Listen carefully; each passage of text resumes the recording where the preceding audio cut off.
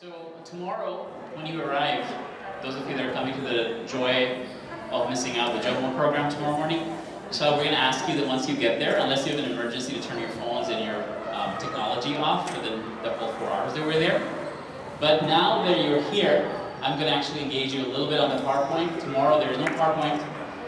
We're in nature, so it's going to be all basically talking and doing activity, inshallah, out there together. But tonight, I have something that I need you to do. And for this, I need you to get your phones out. So while you get your phones out, don't get distracted and go on Google or Facebook or Instagram, Etsy.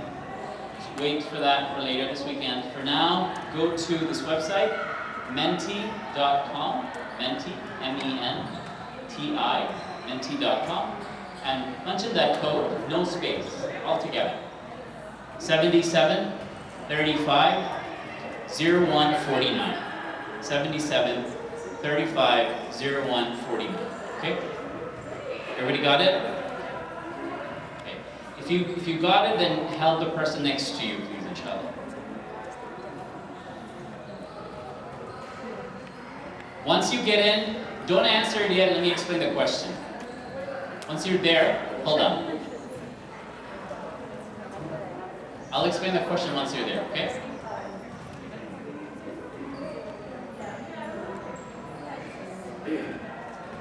Alright.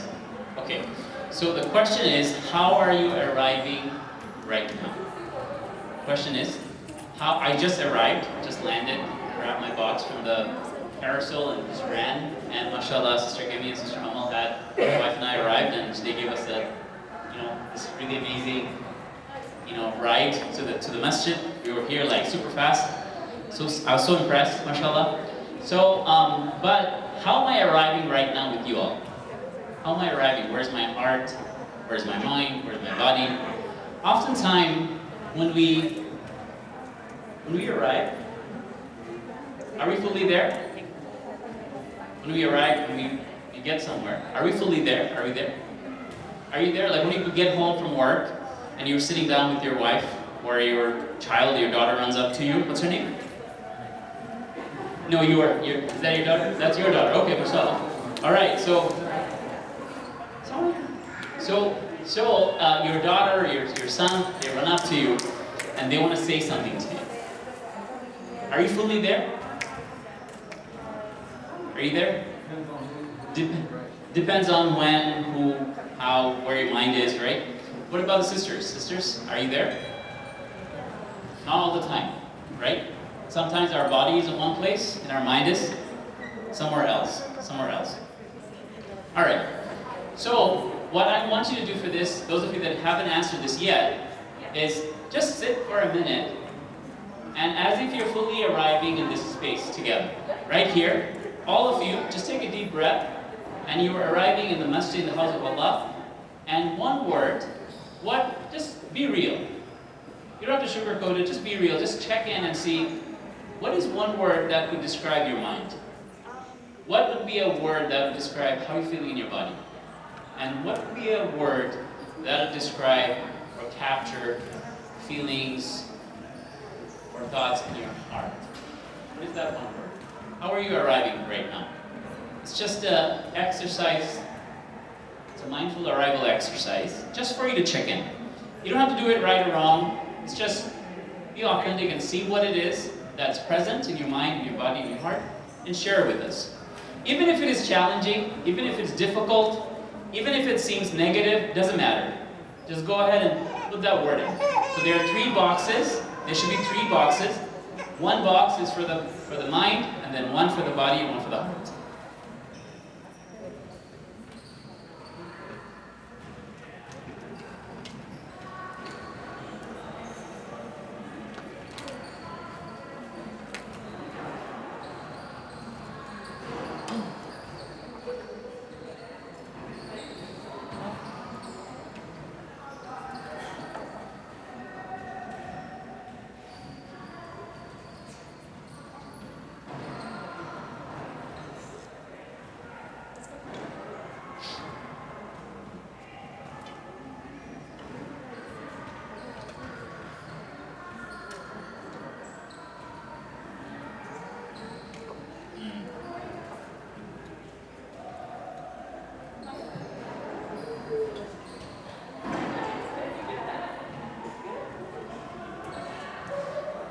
So I appreciate those of you that are being honest. I appreciate that. I appreciate the vulnerability to share whatever emotions showing up. So in terms of if you're feeling rushed, if you're feeling a little worried, as you check in and you have certain worry, that's there. It's nice that you're sharing that. Alhamdulillah, those of you that are feeling that peace, feeling that excitement to be here, alhamdulillah, may Allah bless it, may Allah increase it. But even those of you that are feeling all the challenges, and despite those challenges you hear, may Allah also bless you and increase you, inshallah. May Allah subhanahu wa ta'ala grant you that. And so, see, some of the bigger words are words that multiple people are typing. So we've got distracted. We have, after peaceful, grateful, we've got tired, we've got distracted, we've got overwhelmed, we've got disappointed. So we have both emotions that apparently could look positive or negative. Even though they're, in terms of emotions, emotions are emotions. They are things that we feel. And we all feel these things, right? Cluttered. But at the same time, you're feeling, some of you are sharing things like relaxed. Someone said magnificent, mashallah, may Allah bless you. Happy, very nice. Breathing, relaxed.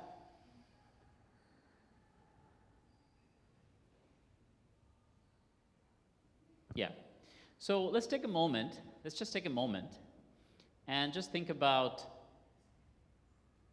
all the joy, all the happiness, all the beautiful emotions that are in this room, that are captured here. And for a moment, let's make dua from our heart that Allah subhanahu wa ta'ala increase everyone that's feeling those emotions. And then take a moment to say all the difficulties that are captured here.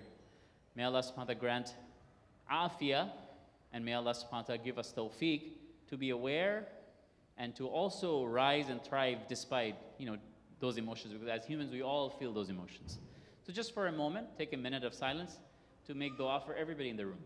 Just for a second, really from your heart.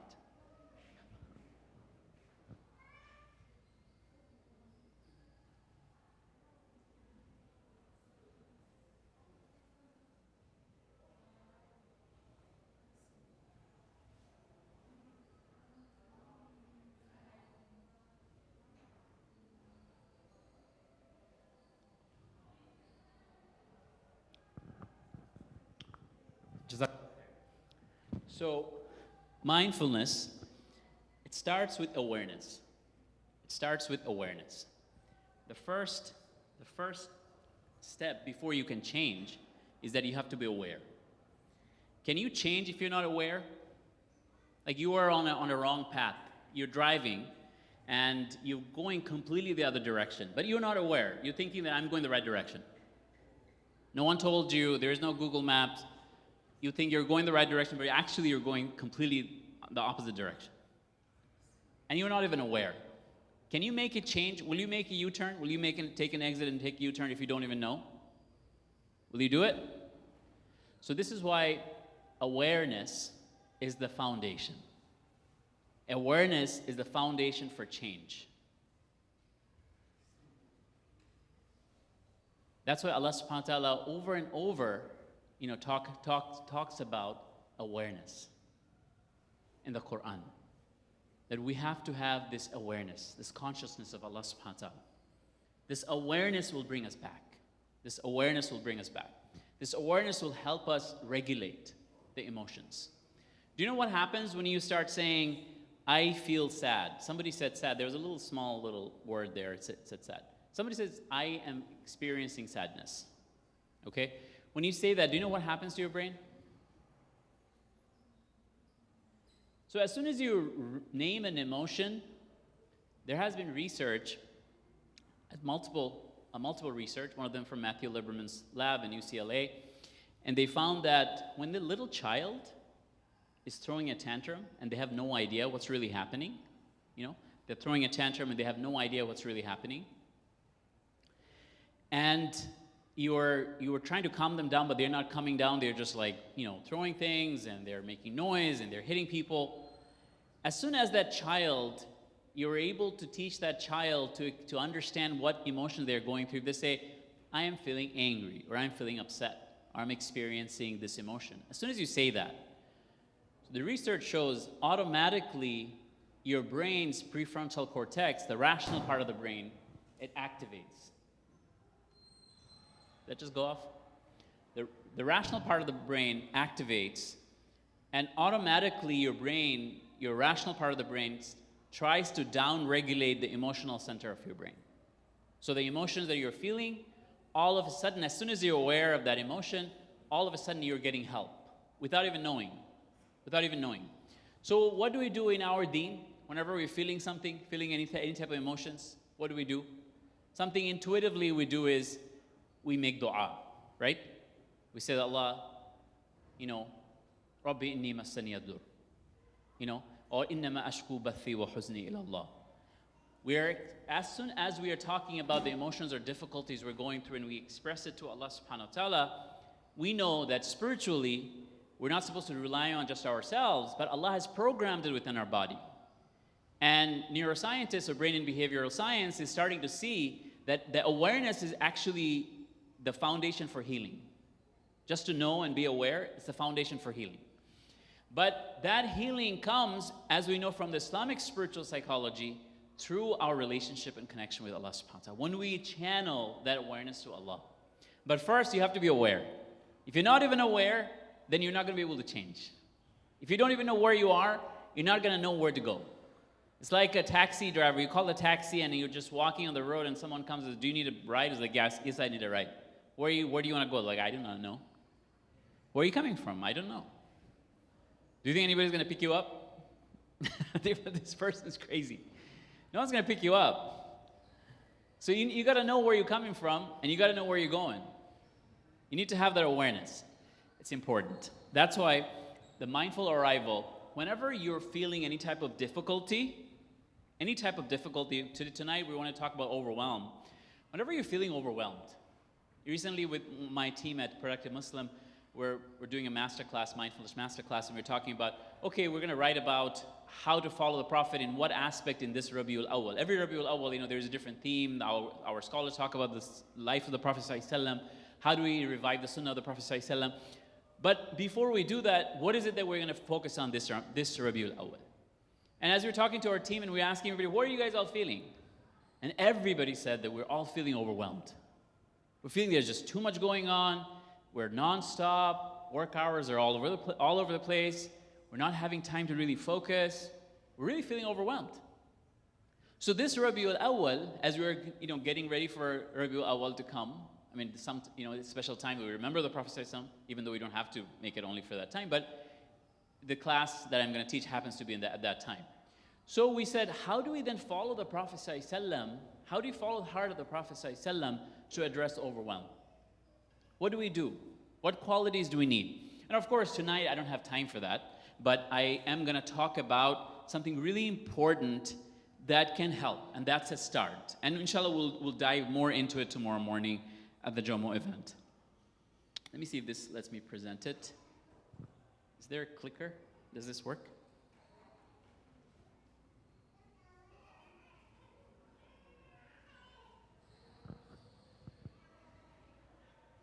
Okay. So, tonight we're talking about the cultivating emotional well-being through mindfulness in Islam, and tomorrow we're talking about the joy of missing out. We're going to be doing certain practices. These are very relevant practices. I'm not going to just give you lectures. I'm going to give you tools that are based in neuroscience, but also based in Islamic practices on how do we let go of distractions, how do we let go of anxiety, worry, our wants, our desires, always feeling like I have to be included, I have to be in, I have to be doing things, I have to be a part of something. How do we let those go and really focus on our own development, our better self, cultivating our best self, cultivating presence, peace, spiritual, emotional well-being? So, overwhelm is one of those things that, there are so many different types of definition. There can be so many different angles, right? But one of the definitions here that I'm using is that it is more information, activity, and focus area than your brain is able to handle, than we're able to process. You have so many activities going on in your life. You have so many areas to focus on. You have so many things going on, and you're constantly getting so much information that you're not able to really calmly process any one thing, because you're going from one to the other, to the other, to the other. So here's some examples given by cognitive neuroscientist Daniel Levitin, and he's saying that 1976, if you went to a supermarket, you saw 9,000 items in a supermarket, right? Compared to today, you walk into a store and there are 40,000 items, right? So people like me that love to shop, mashallah, like I spend $100 more than I budgeted when I walk into a grocery store, right? That's why Instacart is so awesome for me. Even though I pay like $10 and then another $10 for delivery, it's still Instacart is better for me because I save money. And my wife doesn't want to, my wife's sitting here and she doesn't want to take me to the market with her, so she knows. So basically, we're overwhelmed. We're not able to make decisions because there's just so much going on. 2011, we're talking about 2011, now it's 2021, it's even more, but we were exposed to so much information every day, so much more information than our parents' generation, right? We're exposed to so much more information that in a day, we were processing our brain, not while work, just in our leisure, like when we are just sitting and just surfing and just going through the screens and just reading things on our phones, we process 34 gigabytes of information, about 100,000 words a day. So if you think about it, when our parents went for a walk, they went for a walk. They went for a walk. If they said, I'm going to go enjoy the nature, then they enjoy the nature. But we go for a walk like this, right? We go for a walk, we're like, this is how we go. We go for a walk like this. So our mind and our brain is always somewhere else. We're not even in the middle of the nature. We're not, like even in Kaaba, even while doing tawaf, we're like, we're taking selfies, right? Even doing tawaf, we're not there. So we, more than anybody else, why, psychology today, and why mental health counselors today, cognitive behavioral therapists today, focusing on mindfulness so much is because our brains are just distracted. It's just overwhelmed. It just never learns how to be in the present moment. And our kids, guess what? Our kids are growing up in that. And then you wonder, why are you not listening to the hadith? Because they're listening to something that is so much more entertaining to their brain. So it is so important for us to take time out from all these distractions. Really important for us to cultivate presence and cultivate mindfulness. This is important for every generation, but for our generation, it is more than necessary more than any other generation. So just talk to somebody next to you. Discuss in pairs. Brothers, you got to talk, okay? I don't want only the sisters to talk. I know they are gonna. You got to all talk. All right, discuss in pairs, 5 minutes. You're going to be talking about what are your challenges. When you think about overwhelm, when you think about distraction, just talk about what are your challenges. What challenges do you feel in your life? And then talk about what makes you come alive. Things that make you distracted, overwhelmed, take you away from your best self, versus things that bring you back to your better self, brings you back to your best self, brings you back to your presence. What are contrasting those two questions, okay? So I'm going to give you, let's see, depends on how long. Okay, so 8:22. All right, so I'm going to give you, let's start with 5 minutes. Make sure that part of the time you're speaking on the prompts yourself, and then the other part, you're letting the other person, other brother, or other sister to speak also to the prompts, okay? Before I let you go, anybody has questions about these two prompts and what are you doing about this activity? Everybody's with me? Everybody's with me? All right, okay. So you were just talking about what are your challenges as, for overwhelmed, distraction, what are your challenges? And what makes you come alive? Just talk about that for a couple of minutes, hand it over to the other person, listen, and talk. All right? Everybody pair up, please. Brothers, pair up. Sisters, pair up. Bismillah. Start.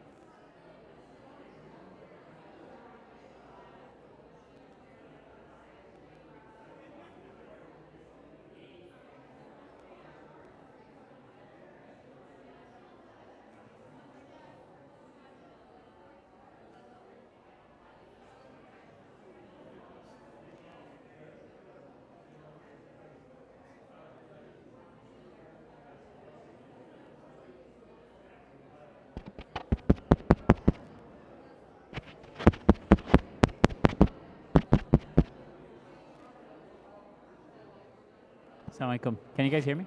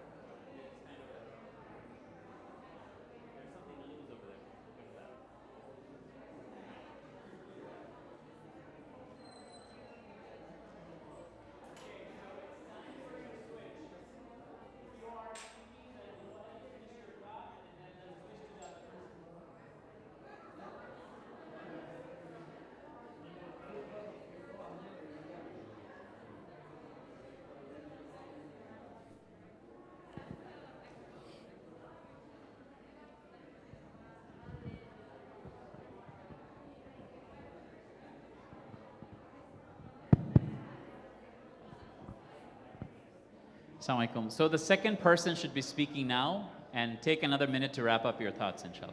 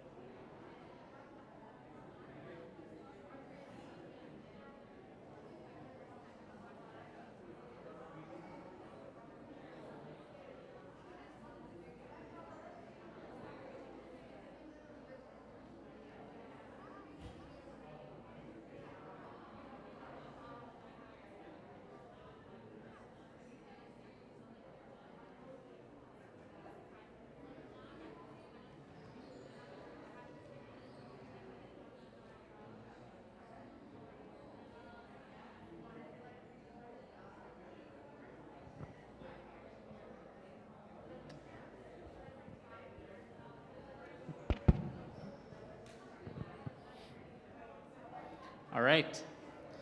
So, inshallah, we'll continue some more interesting prompts and self-discovery. We'll continue the self-discovery through these prompts tomorrow, inshallah. But I hope that as you were speaking, you were able to find something interesting about yourself or about each other, right? Sometimes you find these things about yourselves by responding to things that take you deeper to yourselves. Other times you sit by yourself and you write. You know, الَّذِي عَلَّمَ بِالْقَلَمِ. Allah subhanahu wa ta'ala taught us how to write with the pen, right? And we know now through research that we activate the other part of the brain that we do not activate as when we speak verbally, when we are actually writing. When you're writing and you have spoken, you have talked, and then you also wrote, then you activate all parts of the brain. It helps you go deeper in yourself. This is why writing and reflection is so important. This is why writing and reflection is very, very important. While you were discussing with each other about what are your challenges and what makes you come alive, anything interesting came up in anybody's discussion? Anybody want to share? Maybe just a couple of shares. Something interesting came up that somebody want to share. Yes, brother. Tell me your name, bro. What's your name? Abdus. Assalamu alaikum. Yeah, we came up with a couple of answers. Number one, distraction is the cell phone and internet. And what brings us back to life is mingling with the right set of, good set of people, or maybe hearing the word of Allah. Appreciate you sharing. Thank you for sharing. Yes. Where was the hand? Hand?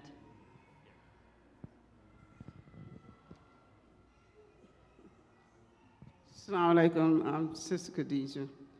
There's a couple of suggestions or notes or things that I do to bring me back, because I experience a lot of feeling overwhelmed. But what keeps me focused is my brothers and sisters at the masjid. Even if I don't know all their names, just the fact that I know that this is my family, and when I come here, it keeps me focused. It makes me feel really good inside. And when I'm with my brothers and sisters, whether I know them or not, I feel like I have support without them even opening their mouths.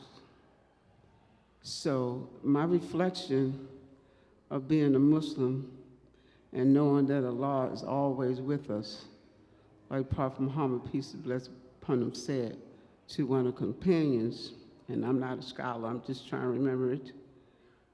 I try to tell myself that a lot when I'm not at a very high place. And that he said to the companions when they were hiding, and I'm not trying to quote anything, by the way, he told him,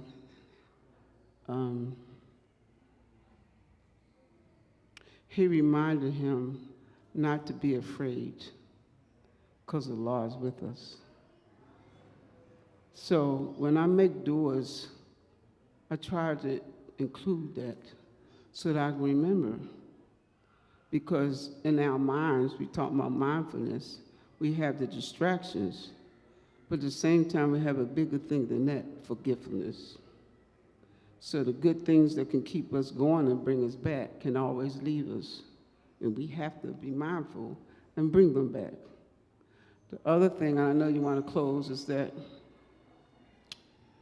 for Fajr, for me, when I lift my head up in the morning, I can see out the window, I see that Allah has brought the clouds back up into the sky.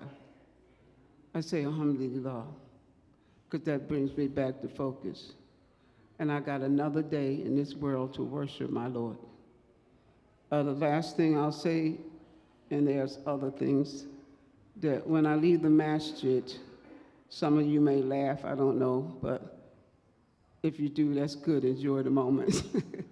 But when I leave the masjid, sometimes I walk by the flowers and the bushes and I touch them because they're gifts from Allah. When it rains and the rain wets the leaves and the flowers, I touch them because I want Allah's water. It's a gift. The rain is from Allah. And that's one way I can touch something that Allah created. So that brings me back alive. Takbir. Tomorrow's JOMO program is canceled. I'm not doing anymore. It's going to be Sister Khadija. She's going to be the one teaching. Inshallah. May Allah bless her. Those are some really amazing things that she just shared. You know, strategies for really being the present. May Allah bless you, sister. Very beautiful, mashallah. May Allah bless you and give us tawfiq to practice. All right. So here are some definition of what mindfulness is. What is mindfulness? Everybody say, what is this word mindfulness? Why are you trying to throw this word around? What does that really mean? So one of the definition of mindfulness is that I'm first going from these, the psychology of mindfulness, and then I'll talk a little bit from the Islamic spiritual psychology as well. So from the psychology, there are so many different ways of describing mindfulness. One is going from autopilot to aware. Going from autopilot to aware. So let me ask you a question. Does any of you know what autopilot is? What's autopilot? Somebody that hasn't spoken yet. What is autopilot?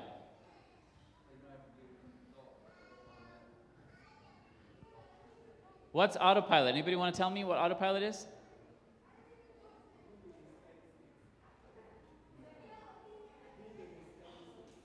Okay. Just do things, just get carried away, or just do things as they come, or without really knowing that you're doing them, perhaps.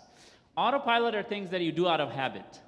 You wake up in the morning, you brush your teeth, and you get ready, and you're on autopilot. You're not really thinking, you're not consciously making decision, that I have to be fully present with my toothbrush and my toothpaste, right? You're not really trying to be present. You're just like it's doing things out of habit. And awareness is where you actually turn off that you're turning yourself off in a way that you are actually able to just kind of zone out of wherever your mind was going to, I really want to be here. We'll talk more about that. But is autopilot good or bad? Is autopilot good or bad? Gets the job done. Autopilot gets the job done. Guys, autopilot, and what is autopilot? Is autopilot good or bad?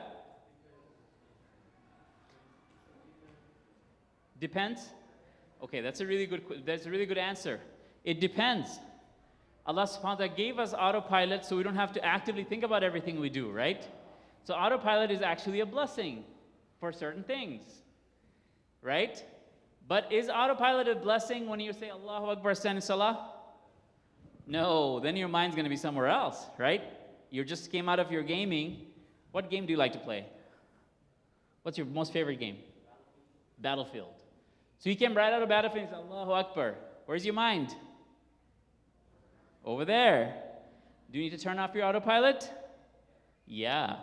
There are certain times you have to turn off your autopilot. You come from work and you're still thinking about that email or that conversation or something you still have to do, and your spouse, maybe your wife or your husband, is trying to talk to you, or your children are trying to talk to you. Are you supposed to keep going with your autopilot or turn it off? Okay, so mindfulness is learning how to turn off your autopilot and how to come to awareness. Okay, how? We'll do one practice tonight, and we'll do multiple practices tomorrow, inshallah. So Dr. John Kabat-Zinn, one of the molecular biologists at MIT and one of the foremost researchers in mindfulness at Harvard and MIT, he talks about mindfulness as focusing on the present moment with purpose and no judgment. Focusing on the present moment with purpose and no judgment. And then a street definition, something that it is referred to a lot. What is mindfulness? It's not getting carried away. How do you know you're mindful? You don't get carried away. Meaning that when a time comes for you to be there and be your best self, you can do that. You don't get carried away. All right? Okay. So that's just a little bit of intro. We'll talk more tomorrow. But let's talk a little bit about average time spent on mind wandering. Our mind, is your mind always where you sit? Wherever you are, is your body and mind in the same place all the time? What percentage of the time, this was based on a study at Harvard, what percentage of the time do you think our minds are not present in the moment? What percentage of the time our minds are not present? 80%. Anybody else? Well, just throw out a number. We're just having fun. 60, okay. Any other percentage? 70, 30. What percentage of the time our minds are not where we are? What percentage? One more? There's no 100%? 95. Okay, I always get 100%, so I was waiting for that. But, so basically, this was a study done at Harvard where they hooked up about 2,250 people with a gadget, and they monitored all their activities for a few weeks. And they found that about 47% of the time, or about 50% of the time, our minds are not where we are. Our minds are wandering somewhere.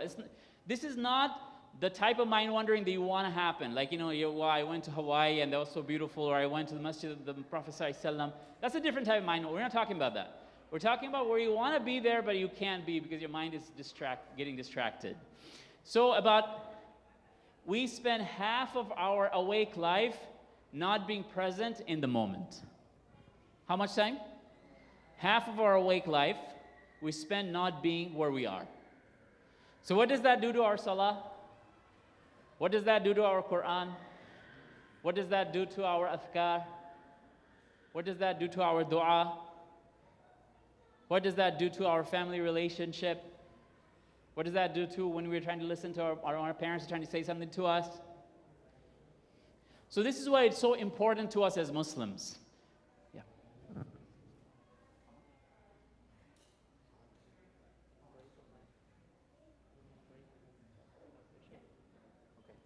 All right. So I was told 3 minutes till Salah, inshallah. So after Salah, inshallah, we will take about 15 minutes more. And then we will do 15 minutes of content, just talk a little bit about a few concepts, and then 15 minutes, we'll do one practice of mindfulness practice together. And this will be a practice from our deen, inshallah. And then we will talk more we'll do more of the programming tomorrow morning. So welcome everybody to stay back after Salah, just for about half an hour or so. Even if you can stay for 15, go ahead and stay back after Salah, inshallah. Jazakallah khair, thank you.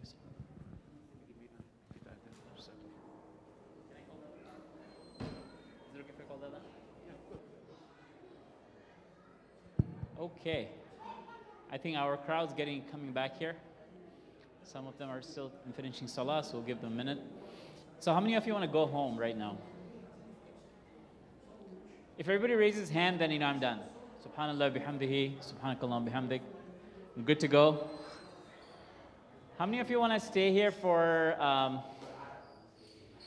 30 minutes? Oh, I have only one hand. Okay. How many of you want to stay here for 15 minutes?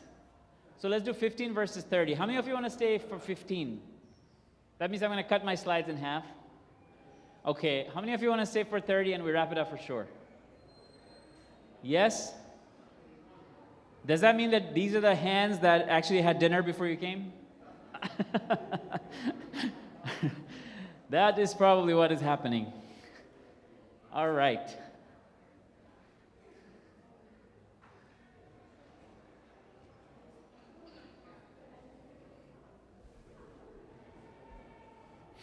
So before I talk about a model, Bismillah ar-Rahman ar-Rahim. Before I talk about a model for mindfulness in Islam, I wanted to show you a short video which is basically captures mindfulness from the mainstream perspective. Why mindfulness from the mainstream perspective? This is this is a fun explanation, short video, narrated by the news anchor Dan Harris. Anybody know Dan Harris? Used to be a news anchor at ABC News. No? Man, I at least thought you two would know. No? All right. So Dan Harris, he had a panic attack on the set of his studio while he was live. Okay? So he figured that he had so much going on. You know, tonight's topic, overwhelm. He realized that he had so much going on in his life that he really needed to slow down and find something that gives him that emotional well-being and something that makes him happier, right? And then after he went through this psychology of mindfulness, started practicing mindfulness, meditation, things like that, and he wrote a book called 10% Happier. He created a website called Happify. I'm not saying that you have to go follow him, but it's his story, right? Before we talk about the Islamic perspective of mindfulness, which has some differences, you know, some similarities, and then some differences. But before we get there, just wanted to show you this video to explain what mindfulness is. You guys are ready? These two are ready for the cartoon. Okay, doke. All right. Here you go.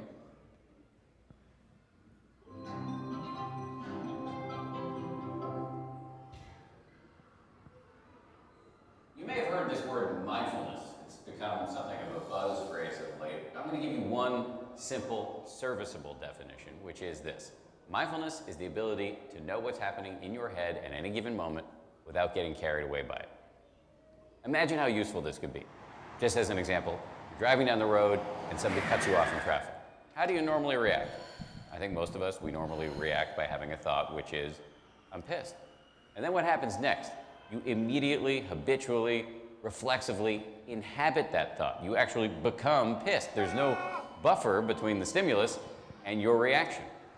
With just a little bit of mindfulness, in that same situation, you might notice my chest is buzzing, my ears are turning red, I'm having a starburst of self-righteous thoughts, I'm getting angry.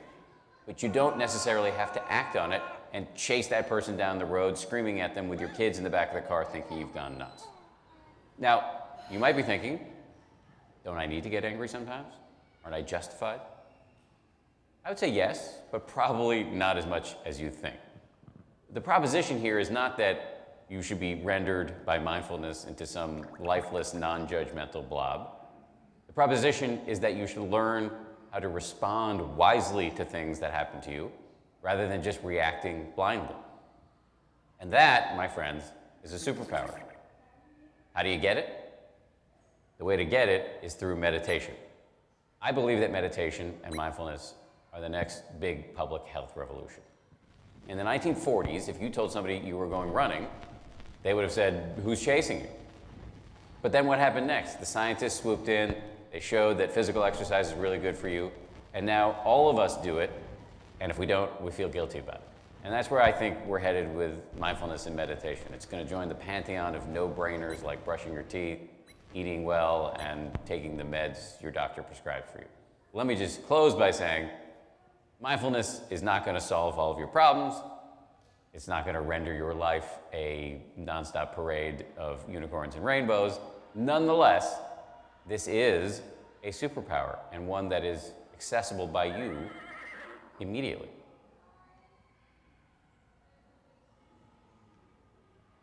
Okay, what question do you guys have after that video? Wow, look at that. Yes. Tell me your name first. Yusuf, yes, Yusuf, what question do you have?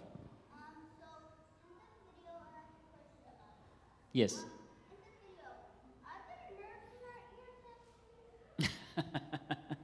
Yes, actually you can feel, if you actually tune in, you can feel that your ears are buzzing. Is that your question? Yeah. They're all over your body. And if you're really, really mindful, then you can actually know what's happening in your body. Actually, that's a really good question. You know why? Because whenever you're getting carried away and you're getting really upset and angry, if you really pay attention to what's happening to your body, even before you act on your anger, or even before you act on a difficult emotion, you can actually figure out what's happening in your body, and you can regulate your body. You can calm yourself down. What happens, everybody, when we get angry? Where does it show up in our body? Yeah, what else? Your face is turning red. What? Yes, your emotions, yeah, it's a big word.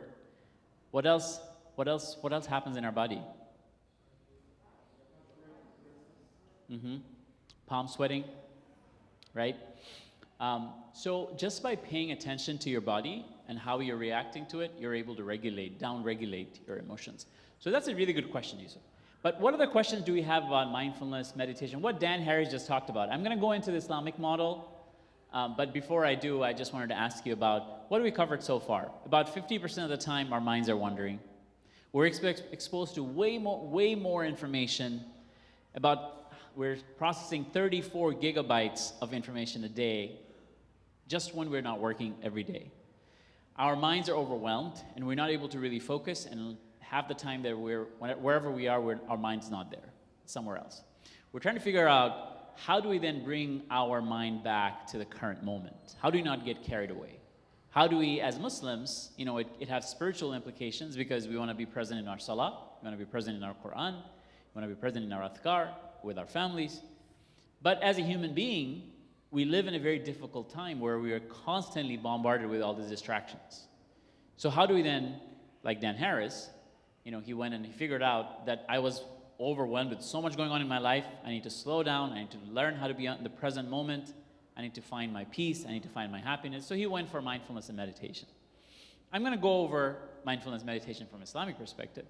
However, what questions do you have so far on what we covered? Any other questions? Yes, brother. Alaikum salam. Yeah, that's a really good question. What is the difference between meditation and praying? Prayer, if you think about, meditation is nothing but from a strictly psychological perspective, mindfulness is meditation is a way to train your mind. Meditation is a way to train your mind to be more still, more calm, more present. So if you think about salah, for example, like prayer, then prayer could be serving one of those functions in terms of, if you think about just the mind, then you also know that prayer is a means for us to meditate, to be in that moment. However, prayer is not the only thing. Prayer is not the only thing, because the Prophet ﷺ كَانَ دَائِمُ الْفِكْرِ. The Prophet ﷺ used to be a long time, for long periods of time, he used to be in a state of meditation. He used to be in a state of fikr, which is contemplation. We use the word contemplation. But he used to be in a state of fikr. Okay? We know that not just the Prophet ﷺ himself, but Ibrahim alayhi salam and all the many other prophets, before they received revelation, they went out in the nature and they meditated, right? Ibrahim alayhi salam was a young boy. He went up to the mountain, he looked up the sun and the moon, and we know the whole story in the Quran repeatedly, right? He's looking for who God is.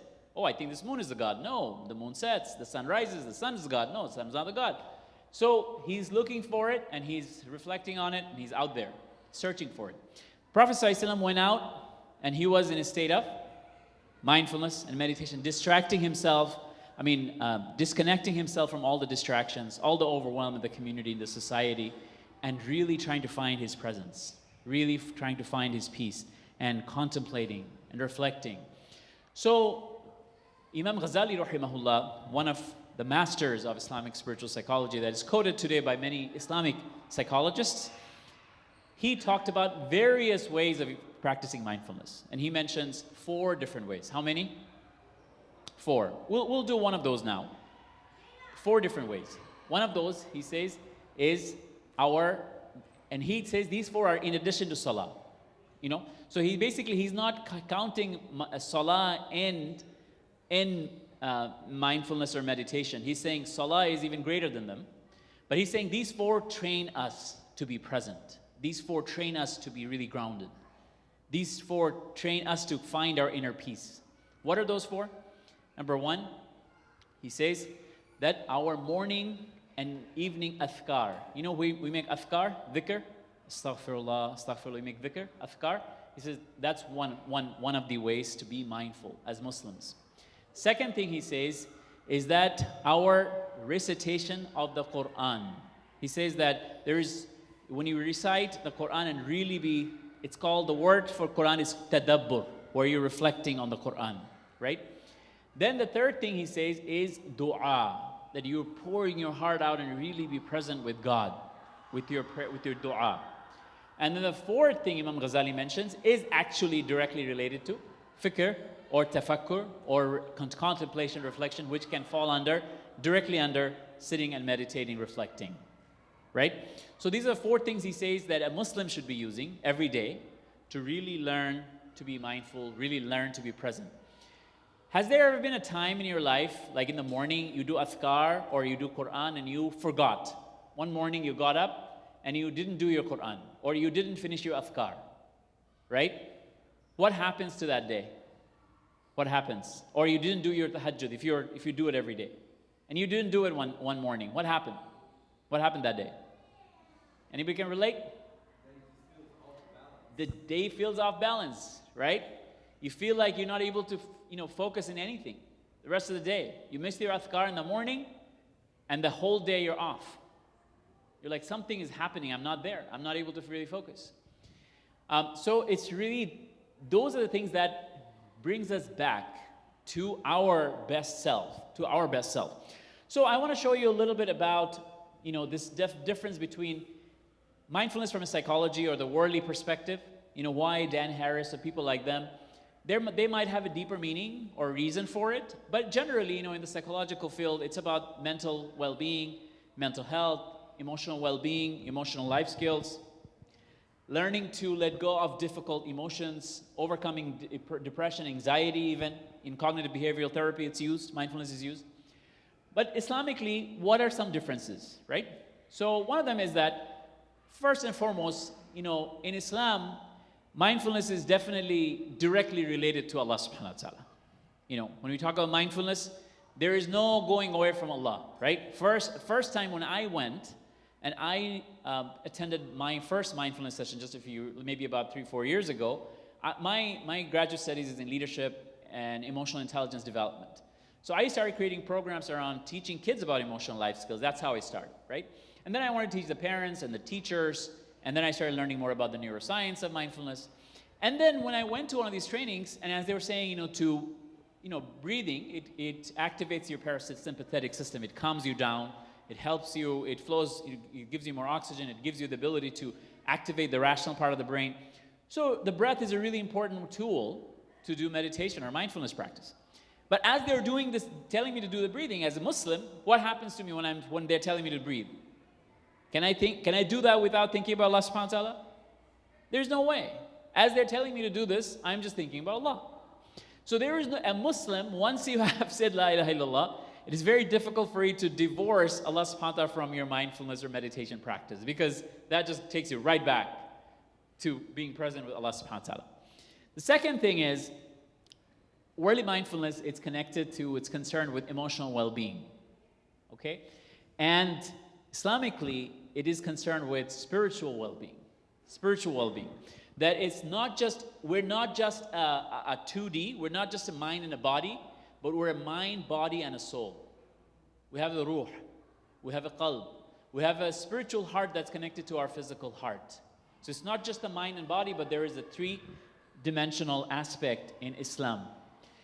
So this is designed to cultivate the mind, designed to cultivate the heart, focuses on the body, connects the body and the soul. This is the foundation for emotional intelligence. If you are mindful, then you can be more emotionally intelligent. You are more self-aware. You know how to have empathy. You know how to connect with people. You really know what people are really saying. You really know what is behind what the words people are saying. You can connect. You can lead. You can influence people. You can negotiate. So these are all qualities of emotional intelligence. However, Islamically, it's more about spiritual intelligence, centered with God. The Bedouin comes and jolts the Prophet ﷺ and pulls his shawl so bad that it leaves a mark on the shoulder of the Prophet ﷺ. It just Pulls it so hard, right? If it was any of us, someone came and just pulled your collar of your shirt and it made a mark on your shoulder, what would you do? Or sisters, for your hijab. If someone came and just grabbed your hijab and just pulled, and it made a mark on your shoulder, what would you do? Naturally, you're going to be really upset, right? This is really, you don't do that to someone. And the Prophet ﷺ, as the Bedouin, he pulls his shawl, it makes a mark on his shoulder. What did the Prophet ﷺ do? So from an emotional intelligence perspective, you are supposed to breathe, relax, let go of that anger, and try to forgive that person, right? From a spiritual intelligence perspective, someone who is rooted in the remembrance of Allah, like the Prophet ﷺ, he was so trained in this, so trained, that by the time it happened and by the time he turned around and he looked at the face of the Bedouin, the hadith mentions that the Prophet ﷺ was smiling. He had a complete opposite reaction to what most of us would have. He was smiling at that person. And he said, is there something you need? So this doesn't come just by a worldly training. This is deeper than that. This goes down to the soul. This goes down to being connected to Allah subhanahu wa ta'ala. The other model that we've developed here for Islamic mindfulness is that the concept of nafs, concept of the soul. At how many levels of soul do we have? How many levels of the self do we have? You know, ilmul nafs, which our scholars have written about like 1,000 years ago, ilmun nafs, the knowledge of the self, is the same thing as psychology, you know, which is basically the science of the self. It's the same thing. And our scholars have written about it extensively. Mr. Amal, is it ready to wrap up? Okay. So I'm going to show this and then do one mindfulness practice and let you go, inshallah. So this is about the lower nafs to the higher nafs. Lower nafs to the higher nafs. So the lower nafs is basically this is where we have, before I do that, how many levels of nafs do we have? 2? How many do we have? 3. How many do we have? Anybody else? 7. So some scholars have said up to 7, but majority opinion, a lot of people have talked generally from the Quran, how many? 3. Okay? So nafsul ammara, the nafs that, you know, takes us towards our desire and temptations and distractions. So this is, let's say, that white is the boundary of Allah's pleasure. And the lower self, that's where the influence of shaitan and the ego, the nafs, is. And you are distracted in that zone. All right? And then the higher self is where you start to have influence of Allah, the angels, the Prophet ﷺ. You have the worldly distractions, temptations, overwhelm, anxiety, depression, all of these things, they can pull you away. They can pull you away. And where do you start? You first start by noticing the distraction. We talked about it earlier. What was the first step, the foundation? Awareness, right? We said if we're aware, we can then go to the next step, which is then we think about, okay, my attention is completely somewhere else. Where am I going? I've lost my way. I need to make a U-turn. I need to take an exit. I'm lost. And then you try to reorient your attention. But what do you reorient your attention to? So in the mental health training that is purely mental, emotional health or mindfulness meditation, is that you're using the breath and you're using different type of anchors like the sound in the nature or various anchors to really ground yourself and cultivate a stamina in your mind. Clear your mind. Here we're talking about more than that. We're talking about the mind, body, and the soul and the heart, and it is directly related to the mindfulness of Allah subhanahu wa ta'ala. You know, and one word could be taqwa, which is consciousness, awareness, mindfulness of Allah. But there are so many different types of words. And one of those is hudur. And we will talk about hudur and how to cultivate hudur, which is presence of heart in our salah. As Imam Ghazali talks about salah with khushu. We'll do that tomorrow. We'll pray in the nature and we'll talk about the steps. And then purpose. What is our purpose? Where did we come from and where are we going? And practice, meaning what does Allah want from me in this moment? So being mindful not just about yourself or your breath or your surroundings, but you being mindful of Allah, you being mindful of His presence, you being mindful of what Allah has sent me in this world for, And you're being mindful of, what does Allah want from me at this very moment? I'm eating now. How do I eat in a way that pleases Allah? My eating will become ibadah. I'm sleeping now. How do I sleep in a way that my sleep becomes ibadah? Presence, awareness, mindfulness, and every single thing that you do. All right? And all of that leads to ihsan. What is ihsan? When Angel Jibreel alayhi salam came, and mashallah, many of you are more well-versed than I am. When Jibreel alayhi salam came, sisters, when Jibreel alayhi salam came and asked the Prophet sallallahu alaihi wasallam, what is ihsan? What does the answer of the Prophet sallallahu alaihi wasallam? I want to hear from the sisters. Antabudullah, yeah. That's right. Worship God as if you see Him. As if He sees you. Antabudullah ka'annaka tarah. That worship God, worship Allah as if you see Him. As if you feel Him, experience Him. So, when was the last time, as we were teaching our kids about, the do's and don'ts of salah, or the fiqh of salah, that we prayed in a way with them that they really experience Allah subhanahu wa ta'ala? When was the last time we told our kids that let's sit and really experience Allah in our adhkar? But the Prophet is saying that that's the highest level, ihsan. So Imam Ghazali, when he wrote the book of Kitab al-Muraqaba wal-Muhasaba, he said the reason that our scholars practice meditation or muraqaba, or they practice fikr or tafakkur, tadabbur, because they wanted to cultivate this sense of ihsan. They wanted, all of that for them was, how do I have this experience in my heart that I can feel God when I pray? I can feel God when I talk to Him. I can feel God as I remember Him. Okay? Ihsan. So as if you're living in that spiritual excellence.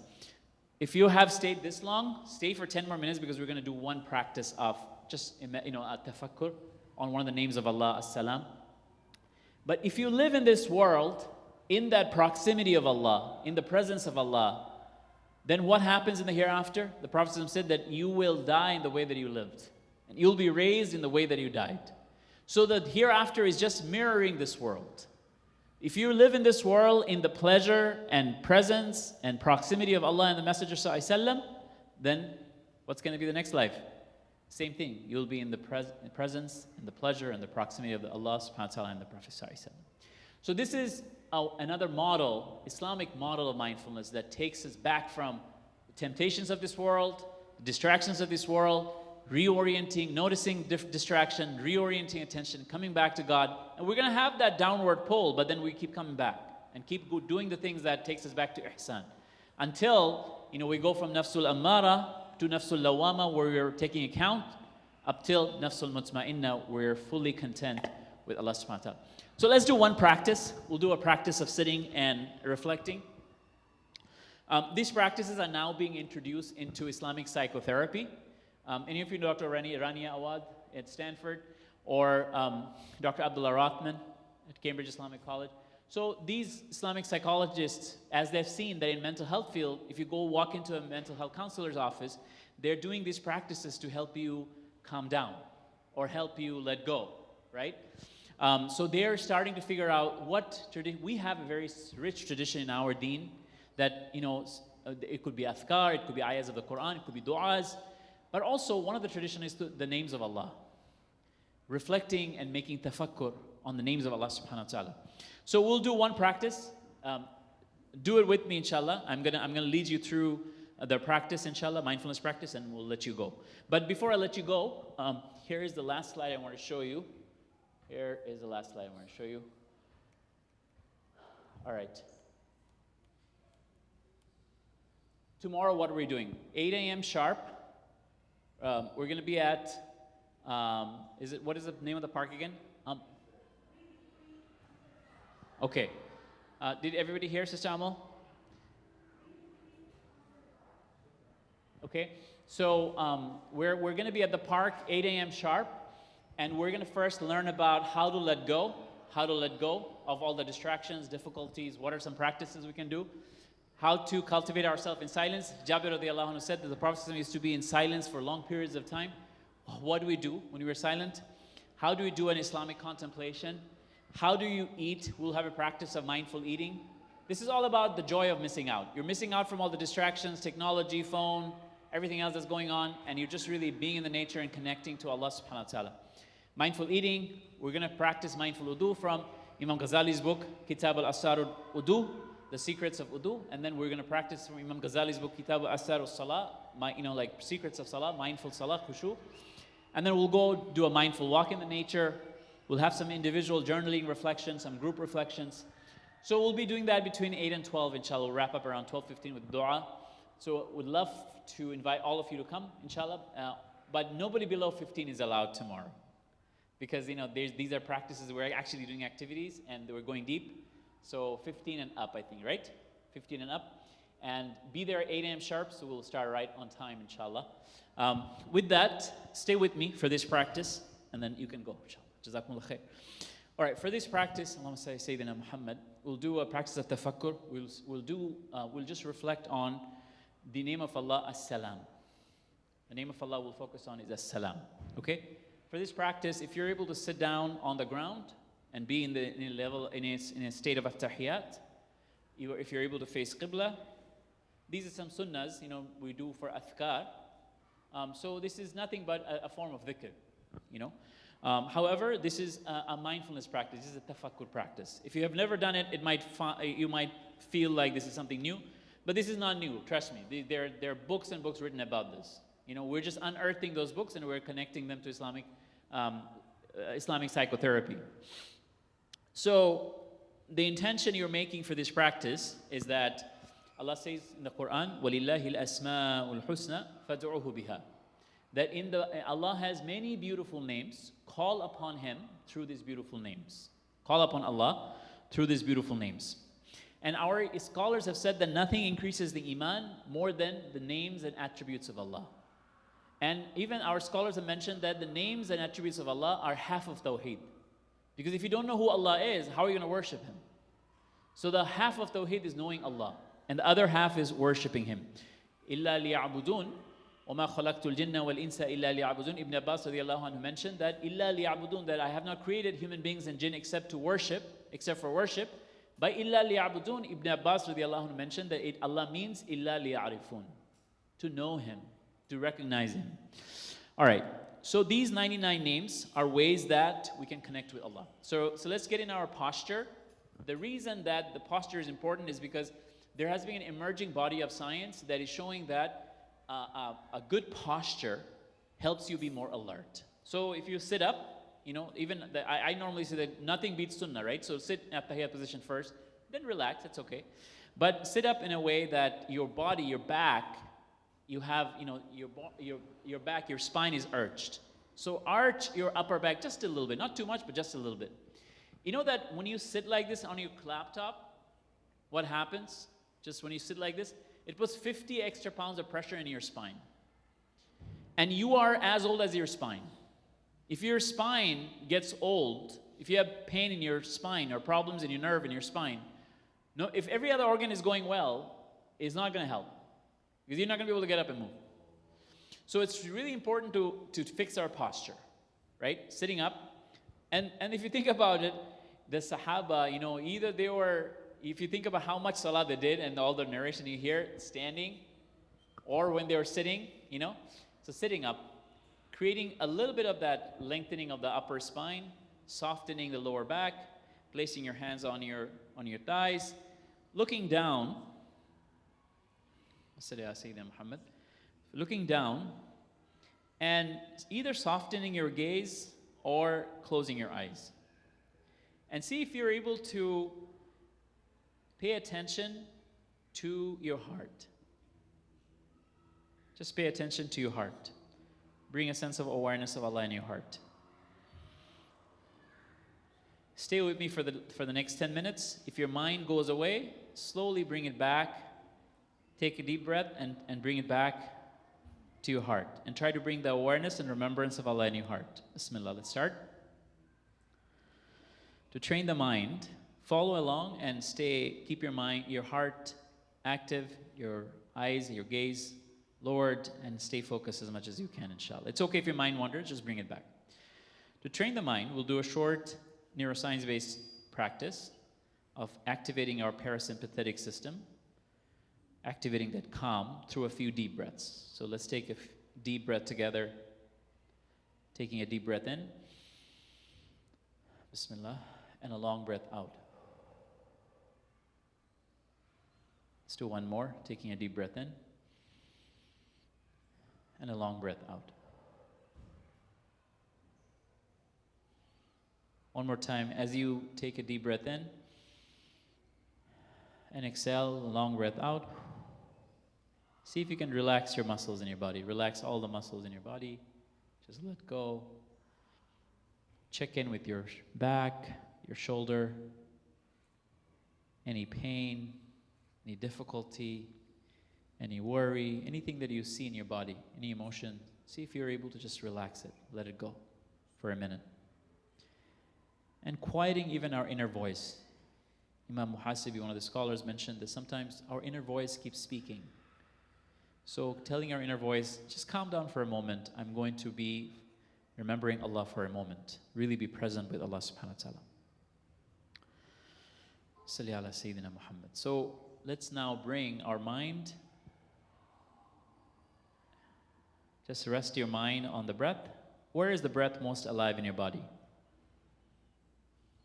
Where do you feel it? Do you feel it around your nostrils?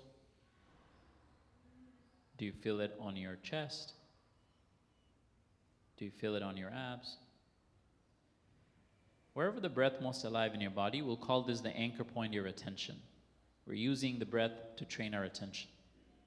When your mind wanders, just kindly and gently bring it back. No need to tell yourself that I don't know how to do this or I'm never going to be able to do this.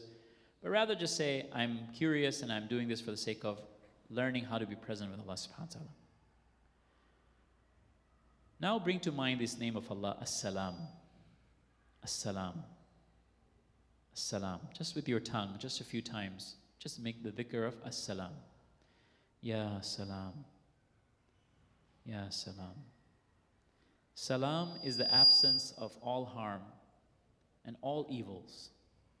Salam does not only mean peace. Salam means As-Salam. Allah subhanahu wa ta'ala is the absence of all harm and all evil. And as you take a deep breath in, take in this name of Allah, Salam. And from your heart, remembering Allah through your heart, As-Salam, just for a few moments. We'll be silent for about a minute, but remembering Allah through this name, As-Salam, through our heart, but without moving our tongue.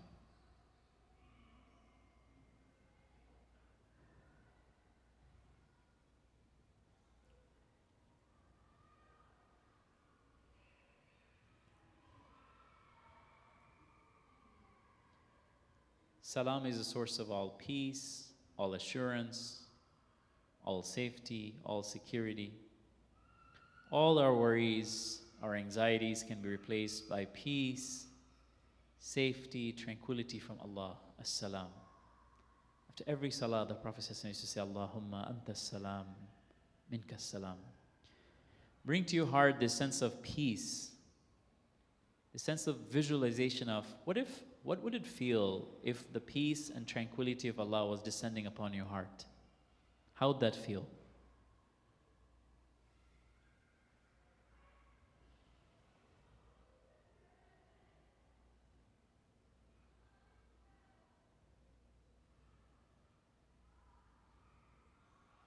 Just like rain comes from Allah, visualizing this sakina, this tranquility coming from Allah to our heart. Ya Salam.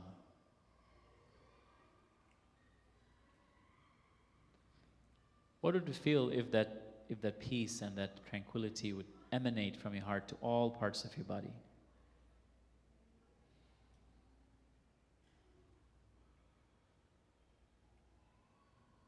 Bring this sense of peace and remembrance of Allah in our heart and visualizing as if this tranquility and sakina is surrounding your body, going all the way from your head down to your fingers, all the way down to your toes.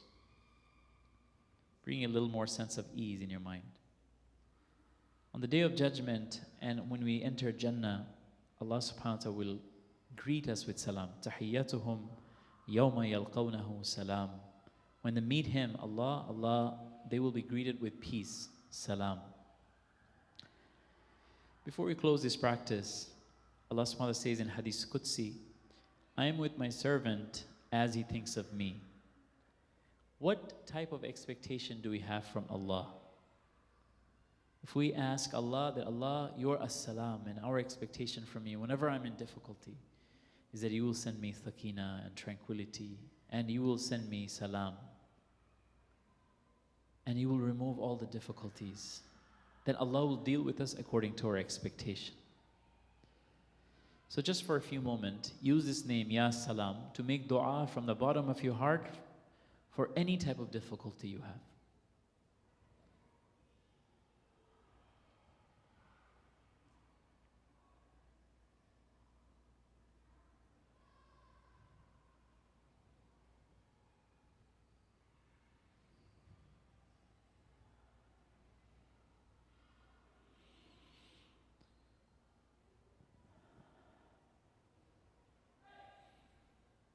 See if you're able to bring your mind back to your breath one more time, just breathing in.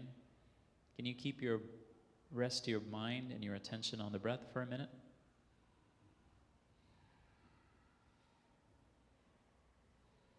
And if your mind wander, bring it back. Allahumma salli ala Sayyidina Muhammad. All right, everybody, Jazakumullah khair, inshallah. Before I let you go, how did that feel? This was, of course, end of the night. Some of you might be tired and you might fall off and you might fall into sleep. That's normal. But how did this practice feel? What did you feel?